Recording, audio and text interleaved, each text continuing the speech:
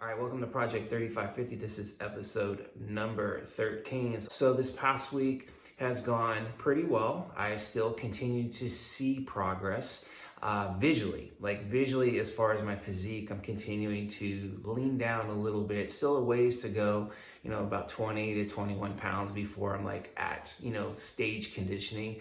But I am, trending in the right direction. And the big thing though is the scale really isn't cooperating with what I'm actually seeing. And I think it's super important not to get, let's say, too invested in what the scale is telling you. So this past week, I haven't seen any new lows on the scale, and I'm actually a little bit higher than where I was last week. And, when I kind of take a big step back and I kind of look at as to why that's happening, just to be very transparent, bowel movements aren't as frequent or regular this week as they were last week. So I know once I unload a little bit, we'll probably see the scale dip down a little bit. Also, I would say on average, my sodium level is a little bit higher this week. Salting my food a little bit more, not for any reasons outside of just wanting my food to taste a little bit better. And also my weigh-ins as far as the time of the day, I'm weighing a little bit earlier, and that's because I've been waking up a little bit earlier. So I've been getting up on average this week about 4 in the morning, whereas last week it was more, let's say 5, 6 in the morning. So that's going to make a little bit of a difference as well. You're going to weigh a little bit heavier the earlier you weigh in, just because, you're not, let's say, as dehydrated as you would be if you slept in a bit longer. So, for those reasons, again, the scale is up. I know, through my experience that I have to stay disciplined not to, invest too much emotion into that scale, because sometimes we can, make unwise decisions when we see the scale not cooperating. We'll be more prone to lowering calories down or doing more cardio when really, it might not be even necessary. So it's another reason why, I have this long timeline as far as, my prep is concerned. I started way back in July, and I kind of figured that, this was going to be a year-long process. That way, if I do, let's say, actually stall out, then it gives me time to, be patient. I can, kind of sit back, not change protocol, run it for another week, and see if in fact I am actually stalled out or not. Because oftentimes you think you're stalled, but you're really not. And then a week later, you're like, oh, okay, the scale just dropped down, or visibly I'm even sharper than I was last week. So I really try to make sure that I'm very patient with the process. I have trust in the process. By being patient, my stress levels don't get, let's say, overly amplified. And what I mean by that is let's say I decided to make a change based off the fact that scale isn't moving, and I lower calories down or increase cardio or do both, then naturally that's going to increase overall demand. So the physical demand goes up.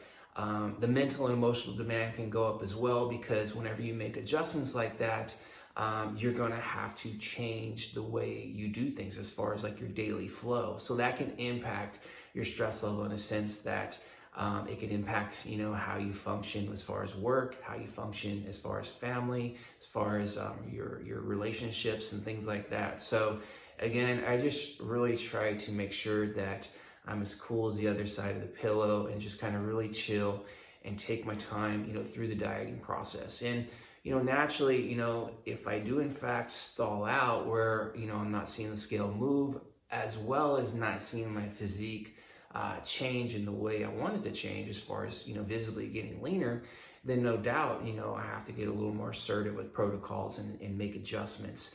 And then, again, adjust my daily flow in a way where it doesn't elevate, let's say, overall stress levels too much.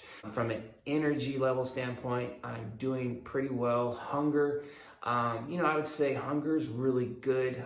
When it's time to eat, though, I'm like, okay, it's time to eat. So kind of a good thing. Okay, I'm not over the top hungry, but at the same time, there's a little bit of an edge there where I'm a little hungry, and in the back of my mind, I know, okay, If I'm a little hungry, that means my body's kind of asking for food. So if it's not getting food that it needs, where is it going to get energy? Okay, it's going to probably get it from body fat. So having that little bit of an edge there, but I just feel that hunger, it's kind of motivating for me, because it just reassures me that, okay, things are moving or working the way I want it to. So the performance in the gym, it's doing really good. I'm still doing a lot of auto regulation.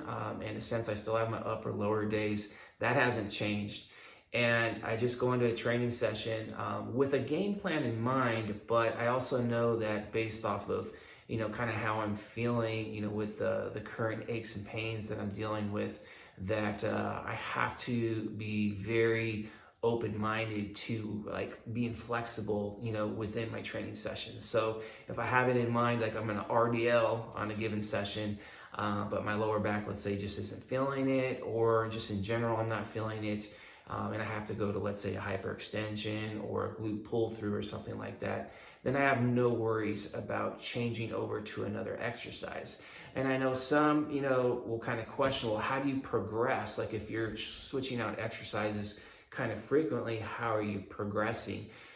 So again, with my experience level, one, I'm really confident with all exercises because I'm well versed. I've been training for will be 35 years beginning of December. So I take confidence in that. But I also know through, some training principles that what I really try to just reassure myself is as long as my intensity level is where it needs to be in relation to the rep range I'm working. So generally, like, lower to moderate rep ranges, you can be a little bit further away from failure. Higher rep range, you definitely want to basically get close to failure or at failure, and at the very least, at least on one set, preferably the last set, so that way I'm not, let's say, kind of fatiguing myself early on in the early sets where I can't really perform well in the latter sets. So as long as I can, again, touch on that effort, touch on that intensity, then I'm gonna get a good workout regardless. The body doesn't know the actual number of reps you're doing. It just knows the stimulus that you're placing upon it. And that's why I really focus more on principles and more on the effort. And that just gives me a reassurance with my training when I do have to do a lot of auto regulation. So yeah, training is going really well. Recovery is going really well. And I've been trying to stick with, 4 days, having the 3 rest days. So I train on Monday, Tuesday, take Wednesday off, train on Thursday, Friday, take the weekends off. The weekend, I don't like to train per se, just because, one, I get that 2 days of recovery, but then two, that's family time. So, that hour and a half where I'm in the gym, that's more devoted to spending time with family. Like before making this actual video right now, I was drinking a couple cups of coffee with my wife on the couch. My son's in there watching a movie. So we're spending time as a family. It's really important that, that family time, I'm present and, not letting bodybuilding kind of take over life too much, outside of the gym.